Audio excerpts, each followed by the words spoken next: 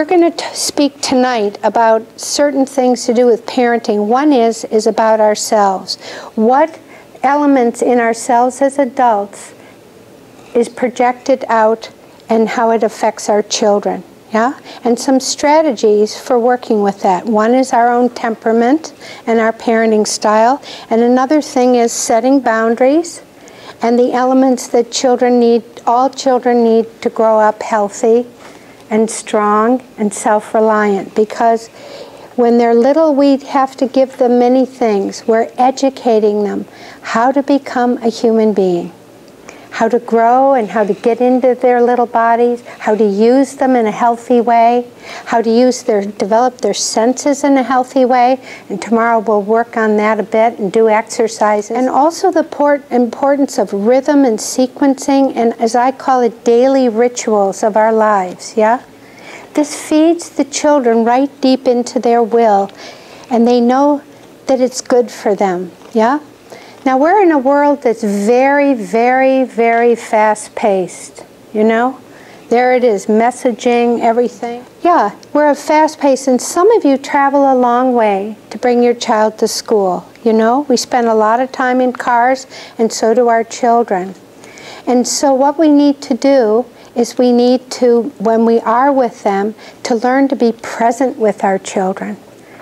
And I come from the Northeast. And in the Northeast, everything is like 90 miles an hour, you know? And I see so many times, everywhere I go, children with parents who are not present with them. And we tend as adults to talk to them as if they can understand us. And we have to remember, how do they listen? So it's about being present with the children. I told this story about a dad. I was in a Starbucks up in Boston early morning before I went to work in the Waldorf school up there. I drove up from the Cape. And this dad is standing talking to the person behind the counter, and here's his little boy next to him, cute little guy, and here's this big case. He's right at eye level with this big case with all the food in it, right? Looks really good, and the yogurt and the fruit and the buns, everything, right? And he's there, and his dad is ordering stuff, and he says, "Daddy, Daddy." And then finally, he just starts hitting his dad. I mean, of course, at this level, right? Just hitting his dad, until finally his dad said, "Stop that, why are you hitting me?" And the little boy looks up and says, "But Daddy, you don't listen to me." And this is the thing, how we listen and what we're hearing, right? Sometimes we hear words, but it's what's behind the words that they're really telling us. Like a little child who needs a nap, right? And is causing havoc, right? And saying things that, you know, they don't even know what they're saying, right? Toward you as a parent. And then really what they need, you can't discuss what they're saying to you. You just have to get them into bed for a nap. Okay? That's what they need. Or they're hungry or whatever. They're very little things. And you know, adults, sometimes we just are hungry. We shouldn't talk to people till we eat something, you know? Right? I mean, we have our own rhythms and our own needs too that we have to look at that's really doable. A lot of things with little children is doable if we see what it is, yeah? So one of the things that's very, very important is setting boundaries. And boundaries are set really through consistency in our parenting style. So rhythm and routine. And I call it daily ritual. And the daily ritual is always around meal times especially, and bedtime. Okay? Those are times we really need to be present and consistent. Right? So you may have a million things on your mind, but when you're with your child, you have to be present. Because otherwise it creates anxiety for them. And the other big thing, and then we'll talk about other stuff, that really is vitally important today with our modern consciousness as adults is that we over-talk our children. We want to explain everything to them. They don't need to have everything explained to them. You know, it's like in kindergarten where or nursery class, and one day they were going to go on a field trip in the school I work in, and a whole bunch of stuff happened. A parent couldn't drive, and you know, it was very complicated. So this little boy said to the teacher, how come we didn't go on our field trip?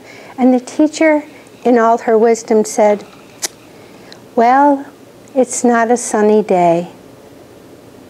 And he goes, okay. And that was all he needed to know, right? We think we have to explain everything. That's not what they need. They need to be reassured that you know what's going on and you have, you know, a handle on things. They don't need to have things explained. And I think the modern child today, I'm not saying any of you, but the tendency is on one side we overtalk and speak to them as adults, how you want them to know how you feel about this and blah, blah, blah, talk about feelings, and they can't do that because they don't have the consciousness yet. So that stresses them out and makes them anxious, actually. And on the other side, we tend to do too much for our children, and we need to help them even in early childhood, and we try to do this in the Waldorf schools, is to start to give over certain little responsibilities to the children that are age appropriate for them, to build independent skills. Not before they're ready, but you know, a little bit of encouragement till then they can do it themselves, yeah? So in the classroom, it's about getting yourself ready to go outside or getting dressed in the morning. And as I said to one parent, she said, oh, I'm really struggling with this. I said, look, at nighttime, lay out the clothes and do it with your child. So you lay it out on the floor with the little ones like it's a person. This is just one way of doing it, right? So they see the person, and and what you do, what you put on first is on the top, and everything you put on last is on the bottom. So they can see the sequence, and first you do it with them. Then you're able to sit with them and do it and encourage them or talk to them or tell a little story until finally they can do it themselves, yeah? And for the older children, it's very important at nighttime that at the end, before they go to bed, okay, everything's in that backpack, and it's by the door where you go out, so they have to practically trip over it, right? But not running around in the morning to find things. If you want to really just make yourself silly and unhappy and frustrated, go ahead. Wait till the morning. But you know what? There's enough going on in the morning, and if you have a child that takes time to wake up, right? You can't push them, especially if they're a large-headed, dreamy child, or they're phlegmatic in temperament, like an adult who is. You can't push them. So you prepare everything the night before. And as children get a little older, they can get their snack ready. That's their job. They can have it ready the night before or do it in the morning. So they have little chores. And even small children can have certain chores. Very simple things, yeah? So to say to a child, go upstairs and clean your room, you know what you get, don't you? You go, okay, where are they now? So they're upstairs, they got that. But clean the room, that's just too big. Go upstairs and put your shoes away, go upstairs and make your bed. Even making a bed is a big thing. So you narrow it down. Everything has to be narrowed down to fit the age of the child, okay? And we have some children that come into school that can talk the talk like an adult, but they're fearful of doing anything. They're afraid of not being perfect.